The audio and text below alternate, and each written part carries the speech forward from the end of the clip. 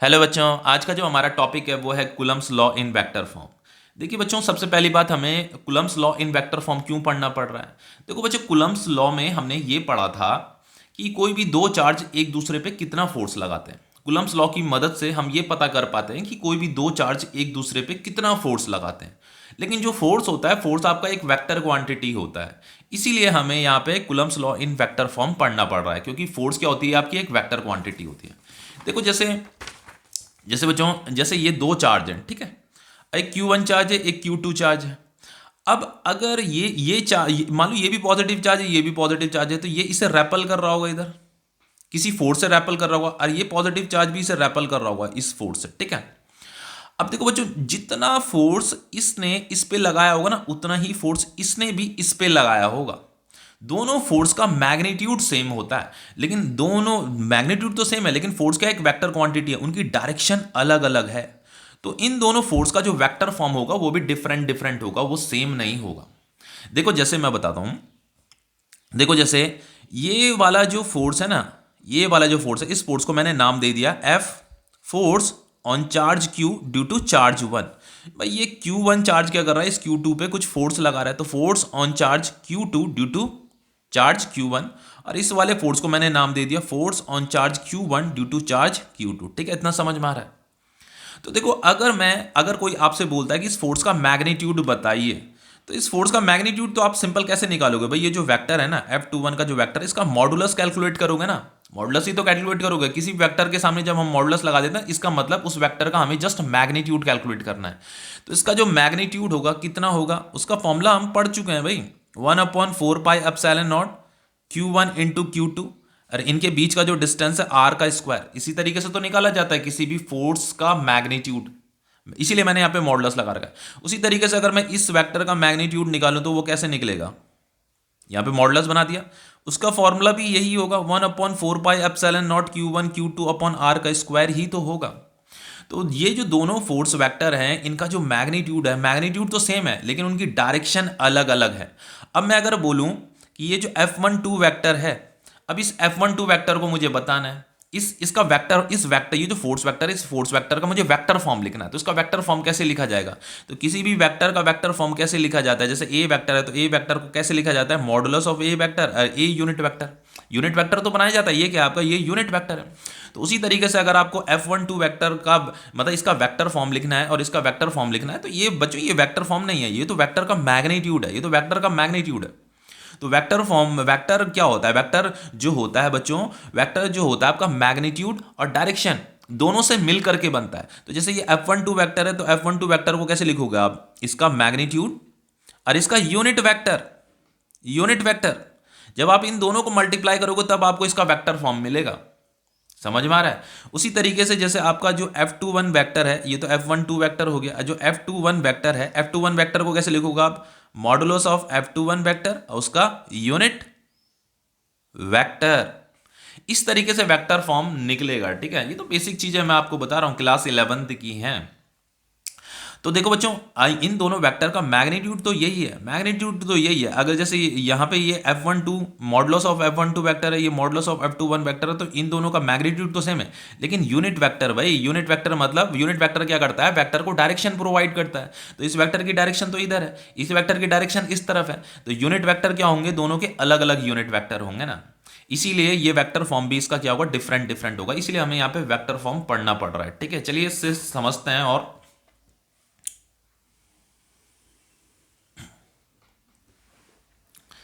देखो बच्चों, यहाँ पे मैंने एक वाई एक्सिस ये बना रखी है, यहाँ पे ये वाई एक्सिस है, ये आपका एक्स एक्सिस है, ठीक है।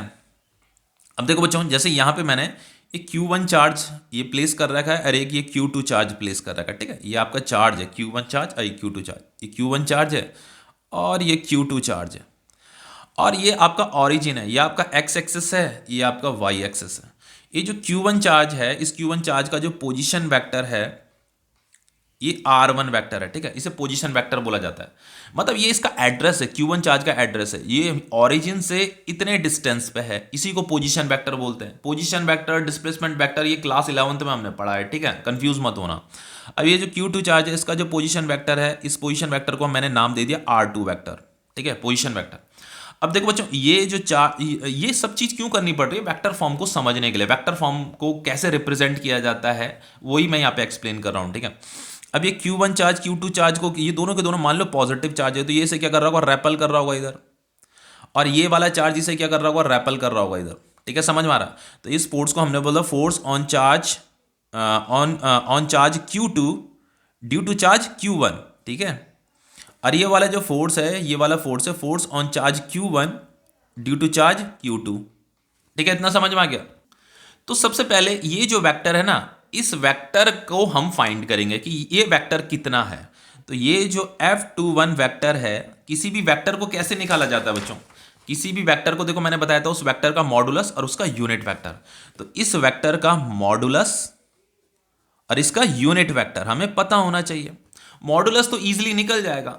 तो सबसे पहले मुझे इन दोनों, ये जो चार्ज है, इन दोनों के बीच का डिस्टेंस भी तो पता होना चाहिए। तो देखो बच्चों, ये एक पोजीशन वेक्टर है, ये पोजीशन वेक्टर है, ये एक डिस्प्लेसमेंट वेक्टर भी हम बनाएंगे, यहां से लेकर के यहां तक एक डिस्प्लेसमेंट वेक्टर ही बनाएंगे। लेकिन डिस्प्लेसमेंट वेक्टर की डायरेक्शन हम अपने अकॉर्डिंग रखेंगे। वो डिस्प्लेसमेंट वेक्टर की डायरेक्शन, जैसे मान लो वो उसका एरो इधर भी हो सकता है, इधर भी हो सकता है।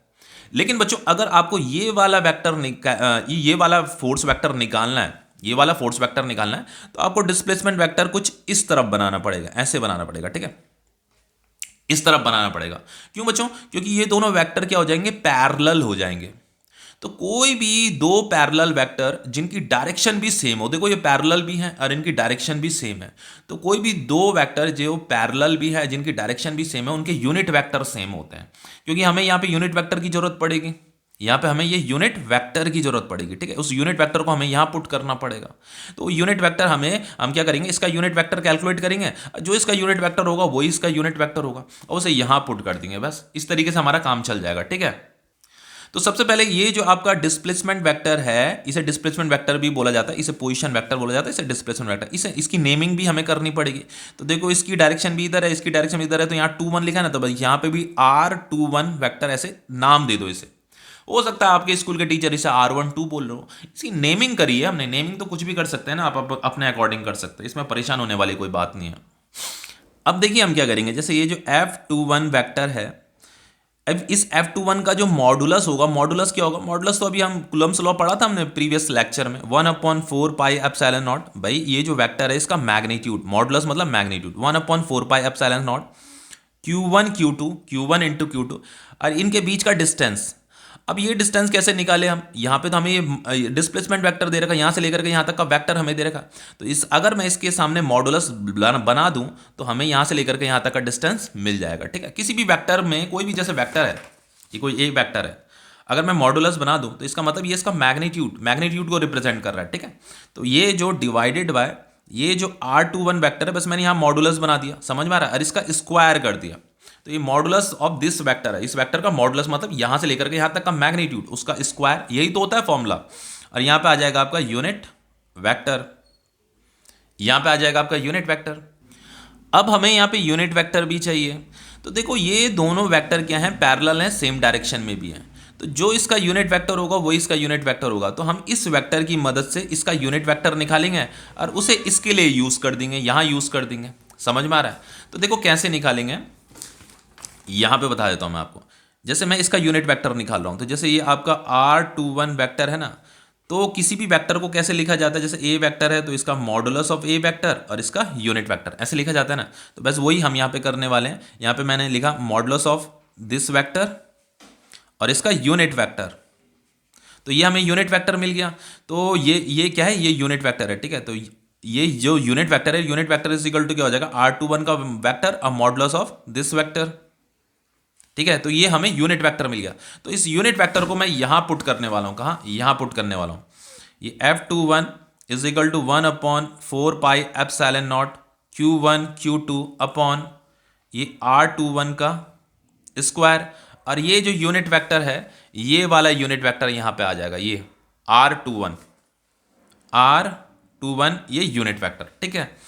अब F21 is equal to 1/4 pi epsilon naught Q1 Q2 upon ये R21 का स्क्वायर। देखो एक वेक्टर फॉर्म तो ये हमें मिल गया है, ये भी आपका वेक्टर फॉर्म है। अब तो हम जस्ट इसे मॉडिफाई करते हुए चलेंगे। ये वेक्टर फॉर्म मिल गया है मुझे यहाँ पे, ये जो वेक्टर था ना, इसका मैग्नीट्यूड ये है और ये उसका यूनिट वेक्टर है, तो एक वेक्टर फॉर्म तो ये मिल गया। अब हम इसे जस्ट मॉडिफाई करेंगे, ठीक है। तो देखो जैसे यहाँ पे ये R21 वेक्टर था ना भाई, ये जो यूनिट वेक्टर था, सॉरी, ये जो यूनिट वेक्टर था, यूनिट वेक्टर को कैसे लिखते हैं, R21 का वेक्टर और मॉडुलस ऑफ दिस वेक्टर। तो मैं इस वैल्यू को इसकी जगह में पुट करने वाला हूँ, यहाँ पे इसकी जगह में पुट करने वाला हूँ, ठीक है। तो ये वैल्यू कितनी थी, ये वाली वैल्यू थी, ठीक है। तो इस वैल्यू को मैं यहाँ पुट कर रहा हूँ, इसकी जगह में इस वैल्यू को यहाँ पुट कर रहा हूँ, ठीक है। तो ये हो जाएगा आपका R21 vector divided by modulus of this vector. तो ये भी आपका वेक्टर फॉर्म है। इसे आगे सॉल्व कीजिए, बस मैं मॉडिफाई तो कर रहा हूँ, बाकी कुछ नहीं कर रहा हूँ। 1/4 pi epsilon naught Q1 Q2 upon, देखो ये R21 वेक्टर है, ये भी R21 वेक्टर, यहाँ पावर 2 है, यहाँ पावर 1 है, तो ये क्या हो जाएगा आपका, ये क्या हो जाएगा आपका क्यूब हो जाएगा। और यहाँ पे क्या बचेगा आपका R21 वेक्टर बचेगा, यहाँ पे क्या बचेगा आपका R21 वेक्टर बचेगा। अब देखो ये भी आपका वेक्टर फॉर्म आ गया। अब इसे थोड़ा मॉडिफाई करते हैं और मॉडिफाई करते हैं। देखो यहाँ पे ये हमारा पोजीशन वेक्टर है, अभी फॉर्मूले में कहीं पे भी पोजीशन वेक्टर नहीं आया, तो हम इसे in terms of position vector भी लिख सकते हैं, in terms of position vector भी लिख सकते हैं। देखो थोड़ा यहाँ पे रफ वर्क मैं करने वाला हूँ, थोड़ा सा रफ वर्क हम यहाँ पे करेंगे। देखो पोजीशन वेक्टर क्या होता है, देखो बच्चों ये एक वेक्टर है और ये भी एक वेक्टर है, तो यहाँ पे इस वेक्टर की हेड जो है इस वेक्टर की टेल के साथ ज्वाइन हो रही है, तो इसे एडिशन वेक्टर बोलते हैं। जब भी किसी वेक्टर की हेड जो है दूसरे वेक्टर की टेल के साथ ज्वाइन होती है तो इन दोनों का एडिशन वेक्टर हो रहा है, और ये क्या हो जाएगा, इन दोनों को वेक्टर का हमने एडिशन किया तो हमें क्या मिला, ये रिजल्टेंट वेक्टर मिला, ये तो रिजल्टेंट वेक्टर है। तो ये वेक्टर प्लस ये वेक्टर इज इक्वल टू ये वेक्टर होगा, ठीक है। ये क्लास 11th के टॉपिक है कि किसी भी वेक्टर की हेड अगर दूसरे वेक्टर के टेल के साथ ज्वाइन हो रही है तो हम ये प्लस ये वेक्टर इज इक्वल टू ये वेक्टर हो जाएगा। तो मैं इसे लिख सकता हूं R1 प्लस दिस वेक्टर, यहां पे मैं लिख रहा हूं R1 प्लस R21 वेक्टर। भाई इन दोनों का हमने प्लस क्यों किया, क्योंकि इसकी हेड इसकी टेल के साथ जुड़ रही है, तो हमें क्या मिला, ये रिजल्टेंट वेक्टर मिला, R2 वेक्टर मिला, ठीक है। तो देखो यहाँ पे R21 वेक्टर है ना, तो इसे हमें यहाँ पे रिप्लेस करना है, मतलब इसकी जगह में कोई दूसरी वैल्यू पुट करनी है, ठीक है। हम इसे मॉडिफाई कर रहे हैं, तो ये R21 वेक्टर की जगह में आ जाएगा R2 vector minus R1 vector. तो बस इसे हम यहाँ पुट कर देंगे इसकी जगह में, तो हमें एक और वेक्टर फॉर्म मिल जाएगा। तो F21 vector is equal to 1/4 pi epsilon naught Q1 Q2 upon, अब देखो यहाँ पे ये मॉडुलस है, ये क्यूब है, और ये R21 वेक्टर है, तो R21 वेक्टर की जगह में R2 माइनस R1 लिख दो, बस R2 माइनस R1। और ये क्या है, R21 यहाँ पे मैंने एक मिस्टेक कर दी है यहाँ पे बच्चों, मिस्टेक ये कर दी है मैंने यहाँ पे, ये मॉडुलस का साइन यहाँ पे नहीं आएगा, ठीक है। देखो Q1 Q2 था, फिर ये R21 वेक्टर आना था यहाँ पे, फिर यहाँ पावर 2 था, यहाँ पावर 1 था, तो इनका क्यूब होना था यहाँ पे, ठीक है। तो यहाँ पे तो जस्ट R21 वेक्टर आएगा ना यहाँ पे, तो यहाँ पे तो ये R21 वेक्टर आएगा, ये वाला वेक्टर आएगा R21 वेक्टर, ठीक है। तो देखो यहाँ पे क्या करेंगे हम, यहाँ पे अब ये R21 वेक्टर भी है, तो R21 vector is equal to R2 vector minus R1 vector, ठीक है। तो यहाँ पे हो जाएगा आपका R2 vector minus R1 vector. तो ये भी आपका क्या है, वेक्टर फॉर्म है। तो देखो ये भी वेक्टर फॉर्म है, इस तरीके से भी लिखा जा सकता है, इस ऐसे भी लिखा जा सकता है, ऐसे भी लिखा जा सकता है, ठीक है, समझ में आ गया। अब देखो यहाँ पे तो मैंने ये F21 जो वेक्टर था उसका वेक्टर फॉर्म लिखा, अब हम F12 वेक्टर का भी वेक्टर फॉर्म लिखेंगे, ठीक है। तो उसके लिए मैं यहाँ पे ये फिगर दूसरा बना रहा हूँ, ये Q1 है, ये Q2 है, ध्यान से देखिएगा, थोड़ा रिवाइज हो जाएगा आप लोगों का, ठीक है। तो यहाँ पे आपका ये x एक्सिस है, ये y एक्सिस है, तो ये इसका पोजीशन वेक्टर है R1 वेक्टर, ये इसका पोजीशन वेक्टर है R2 वेक्टर। इधर जो फोर्स लगेगी वो F21 लगेगी, और इधर जो फोर्स लगेगी वो F12 लगेगी, force on charge Q1 due to charge Q2, ठीक है, समझ में आ रहा है। तो देखो अब मुझे ये F12 वेक्टर निकालना है। ये जो F12 वेक्टर है इसका क्या होगा, कोई भी जो वेक्टर जो हम बनाते हैं उसके लिए हमें उसका मॉडुलस मतलब मैग्नीट्यूड चाहिए होता है, और उसका यूनिट वेक्टर चाहिए होता है। अब अगर मुझे यूनिट वेक्टर चाहिए तो देखो, जैसे जब मैं इसे निकाल रहा था तो मैंने डिस्प्लेसमेंट वेक्टर की डायरेक्शन इस तरफ बनाई थी, तो ये दोनों के दोनों पैरेलल हो गए थे। अब मुझे इसे कैलकुलेट करना है, इस वेक्टर को कैलकुलेट करना है, तो मैं इस बार डिस्प्लेसमेंट वेक्टर की डायरेक्शन जो है इस तरफ बनाऊंगा, तो ये दोनों के दोनों क्या हो जाएंगे, पैरेलल हो जाएंगे। तो जिधर इसकी डायरेक्शन है उधर ही इसकी डायरेक्शन भी होनी चाहिए, ठीक है। अब देखो ये 1 2 है ना, तो इसकी भी नेमिंग कर देते हैं, इसे R12 नाम दे देते हैं, ठीक है। ये डिस्प्लेसमेंट वेक्टर है आपका। अब दोनों के दोनों पैरेलल और सेम डायरेक्शन में, तो जो इसका यूनिट वेक्टर होगा वो इसका यूनिट वेक्टर होगा, तो मैं इसका यूनिट वेक्टर निकालूंगा, उसे यहां पुट कर दूंगा, तो मेरा काम बन जाएगा, ठीक है। इसे आगे सॉल्व करते हैं। F12 vector is equal to क्या हो जाएगा, इसका जो मॉडुलस होगा, जो मैग्नीट्यूड होगा, देखो मॉडुलस मैग्नीट्यूड मैंने आपको बताया था दोनों का सेम ही होता है, तो जो मॉडुलस इसका होगा बच्चों, दोनों का मॉडुलस सेम ही होगा। जैसे मतलब ये F12 है वेक्टर है और F21 वेक्टर है, तो दोनों का मॉडुलस क्या होगा, सेम होगा, एक ही होगा। ठीक है, तो हम यहाँ पे इसका मैं मॉडुलस पुट करूंगा, तो इसका मॉडुलस कैसे पुट किया जाएगा भाई, ये वाला 1/4 pi epsilon naught Q1 Q2 upon इन दोनों चार्ज के बीच का जो डिस्टेंस है उसका स्क्वायर। तो यहां से लेकर के यहां तक का ये डिस्टेंस है, तो ये जो वेक्टर है ना, वैसे इसके सामने मॉडुलस लगा देना, उसका स्क्वायर कर देना है। ठीक है, तो ये जो R12 वेक्टर है, यहाँ पे लिखा मैंने R12 वेक्टर है, यहाँ पे मॉडुलस बनाना है, ये मतलब इसका मैग्नीट्यूड यहाँ से लेकर के यहाँ तक का मैग्नीट्यूड, इसका स्क्वायर कर दिया और यहाँ कर दिया यूनिट वेक्टर। ठीक है, समझ में आ रहा है। अब इससे आगे क्या करेंगे, अब देखिए मुझे यहाँ पे यूनिट वेक्टर चाहिए, तो ये वेक्टर पैरेलल है, तो जो इसका यूनिट वेक्टर होगा वो इसका यूनिट वेक्टर होगा, तो मैं इसका यूनिट वेक्टर कैलकुलेट कर रहा हूँ, इस वाले डिस्प्लेसमेंट वेक्टर का यूनिट वेक्टर निकाल रहा हूँ। ठीक है, तो यहाँ पे रफ में ही कर लेते हैं, ये रफ है आपका।